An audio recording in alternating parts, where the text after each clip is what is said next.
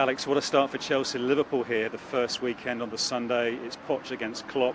Yeah. What a match. It is, but at the end of the day, it doesn't matter how the match turns out, we need to win. It is about winning. We had such a disastrous season, as we referred to earlier on. Nothing less than 3 points will suffice.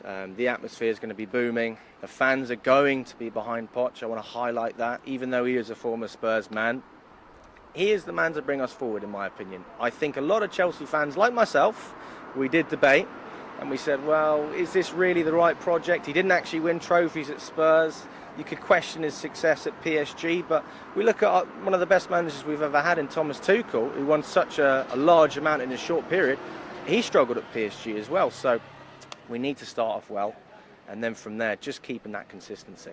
Poch goes back to Tottenham for the first time on the 4th of November, the 11th game of the season, and then Tottenham at the Bridge, 24th of February. These two games now are massive grudge matches, aren't they? Yeah, but is it really much of a grudge? It's not like the North London derby. It's not a 50-50 game. That's the way I see it. Chelsea always have an edge in these games because we've been so successful against Spurs in the past. So I don't think that's going to change. And I think the fact that we've got Poch is probably going to be a bit of edge for both sides. I think Chelsea are going to want to show that they want to play for the new manager and perform for him, because let's face it, if they don't, I'm sure he'll probably want to get rid of those. And then from the Spurs side as well, they'll want to prove to Poch that he should have probably tried to come back, or maybe this could be something to do with Daniel Levy as well, because I did hear that they didn't actually get back in contact. So it could be a point for him to prove as well, saying, well, you didn't want me, so I'm here at Chelsea. Some fans we spoke to at the end of the last season, Alex, were still unconvinced. He's a former Spurs manager who didn't win anything. Yeah. Have they got a point? Well, he won people's hearts, didn't it? But, that doesn't really matter when you're at the west side of London, maybe in North, but it's a different ball game here. Don't get me wrong, he had a lot of success, and I take my hat off to him for the success that he did bring. The Champions League run was magical, and I think if you can't appreciate that, are you really a football fan? But here it's not about magical moments, it's about what's in the trophy cabinet at the end of the season. And this season, it's been a disaster. We've got nothing to show for it, and deservedly so. None of the players deserve to play for the shirt. Maybe a select few. I'm not going to go into details. But what Poch is going to bring is that passion. And that's the number one thing. Even if we don't win, we want to see players playing for the badge. But the reality is when you do that at a club like Chelsea, and you bring in the top players, you will inevitably win. You finished 12th. You were beaten 16 times. You were the 6th place London team, behind even Fulham, Brentford and Palace. Does he make you then top 4 contenders immediately? He should. And we've seen it in the past. Obviously, Mourinho had a terrible season about 7-8 years ago. And then we came back under Conte and we won the league title. Now, slightly different scenario to that. We do have a new ownership, and the firing way of running a club. It's not really how Bowley does things. He wants to keep a manager for a long time. We've seen that with the Dodgers in America, and they seem to have a lot of success like that. So I can't see Bowley changing his philosophy too much. But what we have seen is that he's learned a lot in that first season.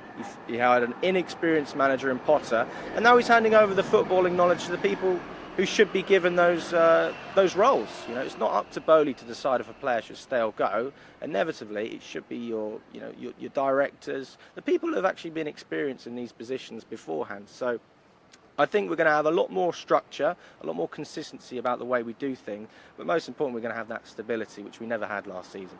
Promises to be another epic transfer window. First of all, what does Poch need? Well, he needs to be backed, and for the first time in a long time, it's not just about the players we bring in, it's about the players we get rid of. I'm hearing about Kai Havertz, I'm hearing about Mendy leaving. The list is just endless, and quite frankly, most of the players can go. Pulisic, I could go on forever, honestly. I could write you an essay on these players. You need a striker though, don't you? Yeah, what don't we need based on last season? The only thing that we can really look at and say has been solid is our defence. And we've got a decent looking base in the wings, and obviously Enzo Fernandez has actually been the best out of a bad bunch as well. So, yeah, we need to strengthen up, we need to score more goals, so perhaps Vlahovic from Juventus. I know there are talks about Osimhen from Napoli as well, but why would you come to Chelsea if there's no Champions League football, unless you do believe in that long-term project? The reality is we need a team, and that is what Pochettino needs. So I hear all this Neymar talk. These aren't players that want to fit into a system. These are players who want to pick up a paycheck. They don't want to come to London for the weather. So at the end of the day, it's going to be financially driven. So you want players who really want to play for Chelsea, and then we can build from there. But you're happy, say, to see Mount, Havertz, Kante, Kovacic, Koulibaly, Lukaku, remember him, Ziyech, Colwill at Brighton. You're happy for all those to go? Not necessarily Colwill, and I think Mount's a debate as well. Colwill had a great season at Brighton, so I don't see why Chelsea fans would want him to leave. He's a great player, and Thiago Silva's not going to be around much longer. We need a replacement for him. Fofana's injury prone. Aspi? Well, he's lost it, hasn't he? And you can't really justify the money for what he does on the pitch, but it's more about what he does off the pitch. With Mount, it's more of a debate. I mean, at the end of the day, if he really wanted to be here, I don't think there would actually be that many issues with contract negotiations. I'm hearing things about image rights, matching Reece James's wage, when I don't actually think Mount's been as good as Reece James. Don't get me wrong, he's usually fit, but so's many players. They don't play for top clubs like Chelsea. You've got no problem with, say, Havertz going to a rival like Arsenal? No, because he's been absolutely terrible. I'm not going to swear on here, but there's a lot of things I'd say about Havertz. And when you hear 60 million, I'd just snap that up in a heartbeat. And you know what? If he does well at Arsenal, all the best to him. We just need to get rid of him, as with Lukaku. These are players who don't want to be here. And when given the chance, they haven't produced. It's not like they haven't been given game time. Lukaku in his first season was given time. He was terrible. Havertz came in and he was better than Lukaku. He still doesn't score enough goals. As I said, when we talk about the success Poch had under Chelsea, you cannot do that under the same circumstances as you have a big club like this. If things don't work out, you need to change. Otherwise, you need to work a miracle as a coach. Just finally then, Alex, I mean, it was a disaster, as you say, last season.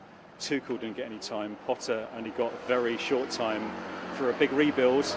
You think Poch will get back to the way he should be by Bowley? Well, I think Poch has an advantage in the sense that we saw how things can get bad when you make rash decisions. Potter was an example of that, and then Lampard, things got even worse. So, look, even if we don't get in the top four, I do think it's a disaster, but I don't think they'll get rid of Poch. And look, I don't think he would deserve to leave, but on top of that, it depends on what business we do in the transfer market. It's the beginning of the window. There's really not much time that's gone by. So I think this is a question we should really be asking in a month or two, once we've got rid of players and brought players in. Great stuff.